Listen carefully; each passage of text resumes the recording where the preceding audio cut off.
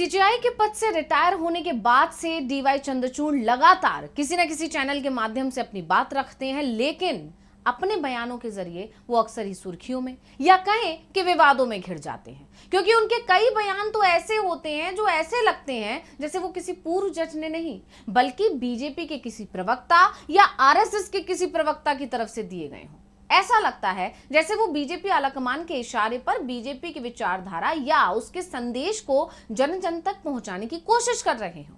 और इस बार भी कुछ ऐसा ही हुआ, क्योंकि उनका एक इंटरव्यू विवादों में घिर गया है और इस बार तो उन्होंने सुप्रीम कोर्ट के फैसले पर ही सवाल खड़े कर दिए हैं, जिसके बाद से एक बार फिर चर्चा हो रही है कि क्या चंद्रचूड़ बीजेपी के लिए काम कर रहे हैं। नमस्कार, मैं हूं अंशिता।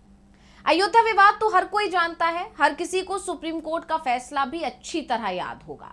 1045 पन्नों के इस फैसले में भले ही कोर्ट से हिंदू पक्ष को जीत मिली थी, लेकिन इस पूरे फैसले में ऐसा कहीं भी नहीं था कि हिंदू पक्ष ने जो किया वो सही किया या उसका तरीका पूरी तरह ठीक था या हिंदू पक्ष के दावे, उनकी दलीलें 100% सही थी। ऐसा कहीं भी नहीं लिखा था। लेकिन अब चंद्रचूड़ ने जो कह दिया है या सुप्रीम कोर्ट के फैसले के उलट जो बयान दे दिया है, उसने तो बवाल मचा दिया है। सुप्रीम कोर्ट के 2019 के अयोध्या फैसले से उलट एक बयान देकर देश के पूर्व मुख्य न्यायाधीश यानी सीजेआई डीवाई चंद्रचूड़ ने एक नया विवाद खड़ा कर दिया। जैसा कि हर कोई जानता है कि चंद्रचूड़ अक्सर ही सुर्खियों में बने रहते हैं और इसकी वजह उनके विवादित बयान ही होते हैं। ऐसा ही उन्होंने एक बार फिर किया। न्यूज लॉन्ड्री को दिए गए एक इंटरव्यू में उन्होंने कहा है कि 16वीं सदी में हुआ बाबरी मस्जिद का निर्माण ही एक मूल अपवित्रीकरण था।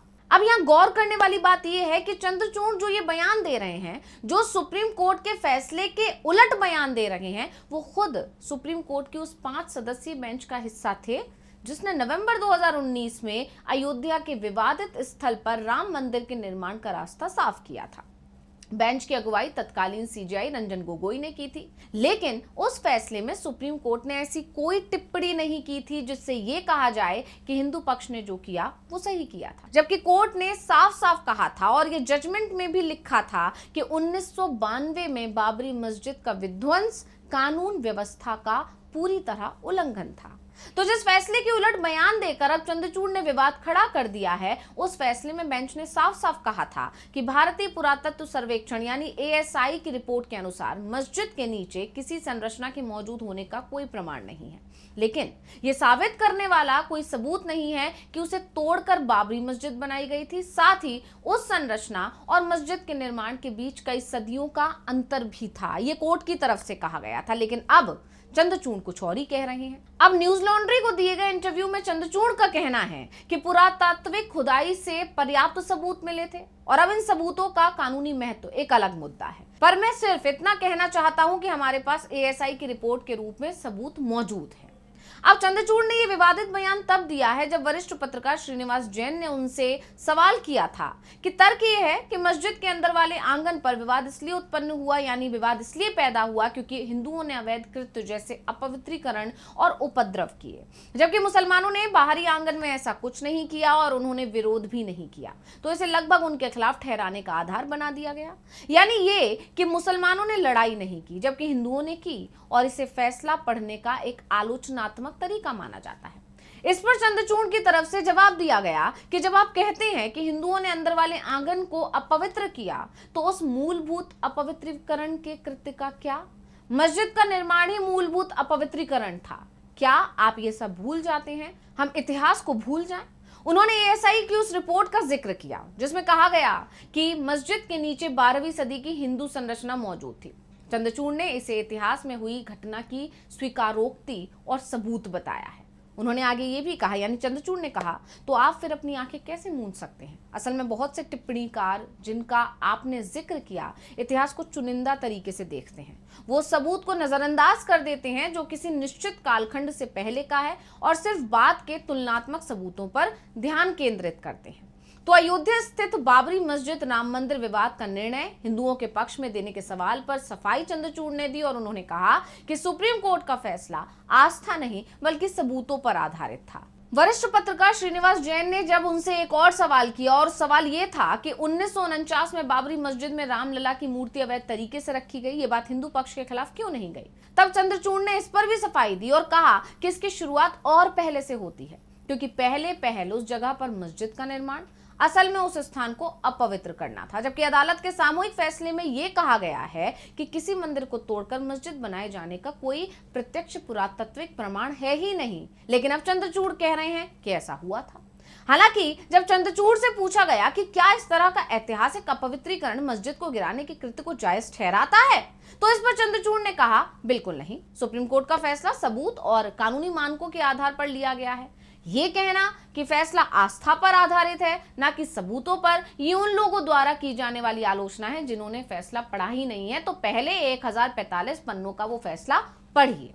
तो अब चंद्रचूड़ के बयान पर नया विवाद खड़ा हो गया है, क्योंकि एक बार फिर उन पर बीजेपी के लिए काम करने के आरोप गहरा गए हैं। इसकी वजह है सुप्रीम कोर्ट का फैसला जो 2019 में दिया गया और जजमेंट की कॉपी में लिखी हुई बातें। तो जस्टिस चंद्रचूड़ के बयान के उलट 2019 के फैसले में सुप्रीम कोर्ट ने साफ तौर पर बताया था कि एएसआई की रिपोर्ट के आधार पर विवादित भूमि के मालिकाना हक का कानूनी रूप से दावा नहीं किया जा सकता। फैसले में यह भी कहा गया था कि एएसआई की पुरातात्विक खोजों के आधार पर भूमि के स्वामित्व का निर्धारण नहीं हो सकता। मस्जिद के नीचे मौजूद संरचना को 12वीं सदी का बताया गया है और मस्जिद का निर्माण 16वीं सदी में हुआ है। तो मस्जिद निर्माण और उस संरचना के बीच लगभग 400 साल का अंतराल है। इस दौरान क्या हुआ, ये बड़ा सवाल है। इसका कोई सबूत रिकॉर्ड पर नहीं है। ना तो ये पता है कि उस संरचना का विनाश कैसे हुआ और ना ही ये पता है कि मस्जिद बनाने के लिए उसे गिराया गया था या नहीं गिराया गया था।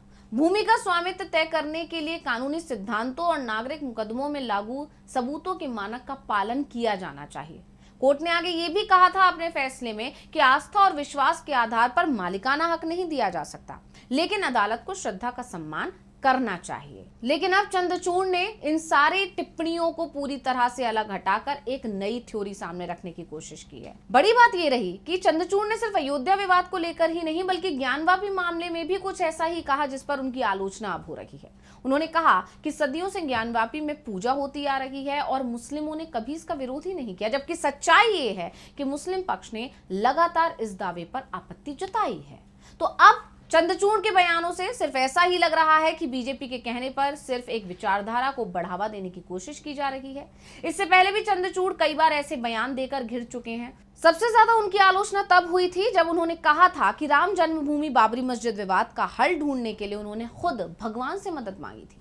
इसके अलावा गणेश पूजन के लिए पीएम मोदी को अपने आवास पर आमंत्रित करना भी उन्हें भारी पड़ गया था। उन पर कई तरह के आरोप लगे थे। पीएम मोदी को अपने घर बुलाना गलत बताया गया था। यानी कहा जा सकता है कि चंद्रचूड़ जो करते हैं या जो बयान देते हैं वो अक्सर उन आरोपों को हवा देते हैं जिसमें कहा जाता है कि वो बीजेपी के लिए काम कर रहे हैं और जल्द ही बीजेपी से उन्हें इसका इनाम भी मिलेगा। और अब अयोध्या मामले में इतना बड़ा बयान देकर उन्होंने इन आरोपों को और तूल दे दिया है। तो स्पेशल रिपोर्ट आपको कैसी लगी हमें कमेंट करके अपनी राय जरूर दीजिएगा। इसी के साथ मुझे दीजिए इजाजत। देखते रहिए टीवी लाइव। नमस्कार।